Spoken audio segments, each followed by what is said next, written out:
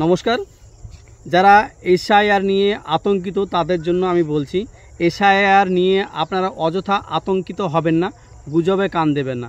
SIR হলে প্রথম কাজ হবে আপনার দাদা কিংবা বাবা মা বা দাদা ঠাকুমা বা জ্যাঠা পিসেমশাই যার 2002 সালে ভোটার লিস্টে, এই যে দেখুন 2002 সালের ভোটার লিস্টে তাদের নাম আছে কিনা।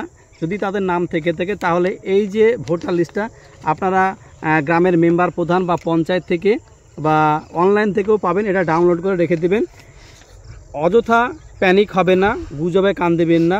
আর গুজব আগের দিনও এসআইআর হয়েছে, তখন অনেকের হাতে এই যে আমাদের অ্যান্ড্রয়েড সেট মোবাইল বা ইউটিউব ফেসবুক বা নিউজ চ্যানেল ছিল না, তখন কিন্তু মানুষ বুঝতে পারতো না। এখন যতটা বুঝতে পারছে তখন বুঝতে পারতো না। এখন বুঝতে পারার কারণেই মানুষ কিন্তু আতঙ্কিত হচ্ছে। আতঙ্কিত হওয়ার কোনো কারণ নেই।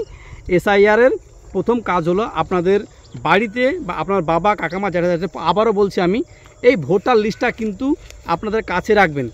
দ্বিতীয়ত যে ফর্মটা বিএলও সাহেব দিবে, সেখানে আপনাদের ভোটার নাম্বার, এপিক নাম্বার বা সিরিয়াল নাম্বার বা বিধানসভার কেন্দ্রের নাম্বার, বুথ নাম্বার এবং সিরিয়াল নাম্বার এগুলো লাগবে, এবং মোবাইল নাম্বার, আধার নাম্বার, ভোটার আইডি নাম্বার এগুলো কিন্তু সঠিকভাবে বসাবেন, কোনো রকম যেন ভুল না হয়।